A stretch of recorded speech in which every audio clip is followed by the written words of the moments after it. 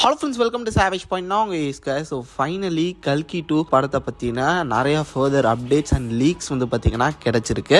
Shooting work start பண்ணிட்டாங்க. அதுக்கான லீக்ஸ்லாம் கொஞ்சம் கொஞ்சமாக சோஷியல் மீடியாவில் வர ஸ்டார்ட் ஆயிருச்சு. அப்படியே ஸ்டோரி அண்ட் ஸ்கிரிப்டை பற்றினா ஒரு சில லீக்ஸுமே சர்க்குலேட் ஆகிட்டு இருக்கு. எல்லாமே ஓவராலாக கல்கி 2 பற்றி பல விஷயங்கள் பார்க்க போகிறோம். ஆல்ரெடி இப்போ ரீசெண்டாக பேசியிருந்தோம். அதோட இன்னும் ஒரு கிளியரான ஒரு வெர்ஷனாக தான் இன்றைக்கி இந்த வீடியோவில் நம்ம நிறைய விஷயங்கள் பேச போகிறோம், டிஸ்கஸ் பண்ண போகிறோம். ஆனால் இந்த வீடியோவை ஸ்கிப் பண்ணாமல் ஃபுல்லாக பாருங்கள். சரி, வாங்க நம்ம வீடியோக்குள்ளே போகலாம்.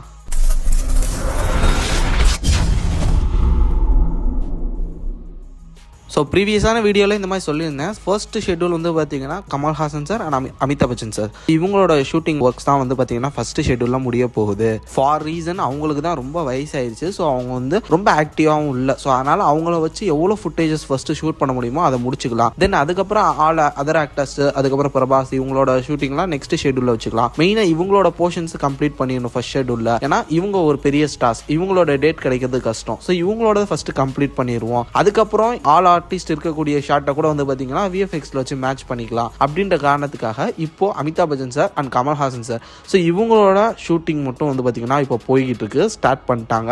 அதில் அமிதாப் சாரோட அந்த ஒரு ஃபோட்டோஸ்லாம் இப்போ ரீசெண்டாக பார்த்துருப்பீங்க. கமல்ஹாசன் அண்ட் ரஜினி சார் இந்த ப்ராஜெக்ட்ல வந்து பார்த்தீங்கன்னா ஃபுல் பியர்ட் கெட்டப்ல தான் இருந்தார்.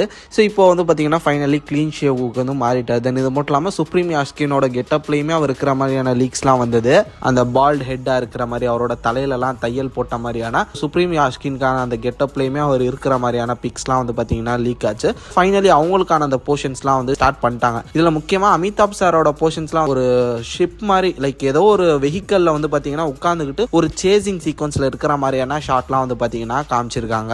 கதைப்படி வந்து பாத்தீங்கன்னா இப்போ சுப்ரீம் யாஸ்கின் வந்து சுமதி கேரக்டர் தேடி இப்போ கிளம்ப ஆரம்பிச்சிட்டாரு. அவங்களோட வயிற்றுல தான் கல்கி இருக்கு இல்லையா. மறுபக்கம் பைரவா வந்து பாத்தீங்கன்னா சுமதி தூக்கிட்டு போயிட்டாரு. இப்போ பைரவா சேஸ் பண்றதுக்காக வந்து பாத்தீங்கன்னா அமிதாப் சார் வந்து, அதாவது அஸ்வத்தமா வந்து பாத்தீங்கன்னா அந்த ஒரு இடத்துல இருக்கக்கூடிய பவர்ஃபுல்லான ஒரு வெஹிக்கிள் அங்க இருக்கக்கூடியவங்களை கூப்பிட்டுக்கிட்டு ஒரு சேசிங்ல இறங்குறாரு. அங்க அகைன் வந்து பாத்தீங்கன்னா அஸ்வத்தமாக்கும் பைரவாக்கும் ஒரு ஃபைட் ஒன்று வரும் அப்படின்ற மாதிரி சொல்றாங்க.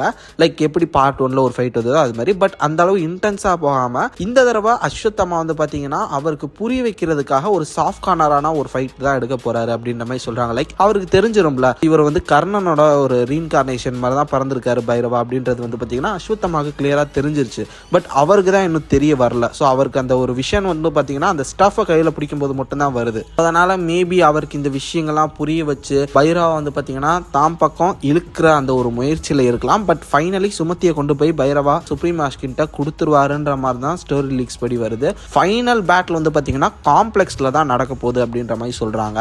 தென் இது மட்டும் இல்லாமல் சுப்ரீம் யாஸ்கின் வந்து பார்த்தீங்கன்னா இறந்துருவாருன்றதையும் இப்போ லிட்டரலி ரூமர்ஸ் படி வந்து பார்த்தீங்கன்னா கிட்டத்தட்ட வந்துருச்சு, கன்ஃபார்ம் ஆயிடுச்சு.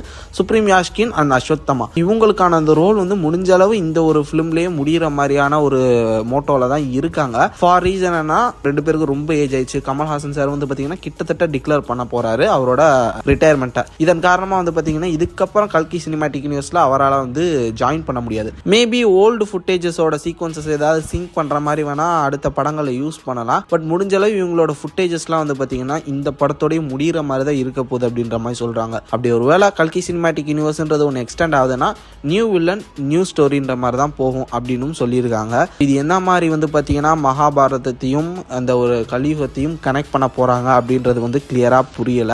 ஏன்னா மகாபாரதத்தையும் வந்து பார்த்தீங்கன்னா சைடில் ஹேண்டில் பண்றாரு, மறுபக்கம் கலியுகத்தையுமே வந்து பார்த்தீங்கன்னா ஃபோக்கஸ் பண்றாரு. ரெண்டையுமே வந்து பார்த்தீங்கன்னா இன்டர்லிங்காக கனெக்ட் பண்றாரு.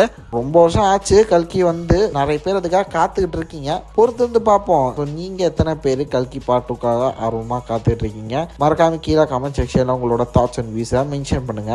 சரிங்க ஃப்ரெண்ட்ஸ், இதே மாதிரி தொடர்ந்து நிறைய இன்ட்ரெஸ்டிங்கான வீடியோஸ் பார்க்கறதுக்கு மறக்காம நம்ம சாவேஜ் பாயிண்ட் சேனலை சப்ஸ்கிரைப் பண்ணி அந்த பெல் ஐகானை பிரஸ் பண்ணிக்கங்க. அடுத்த ஒரு இன்ட்ரெஸ்டிங்கான வீடியோலாம் நாளைக்கு லிமிட் பண்றேன். அது வரையும் tata bye, take care from A Square.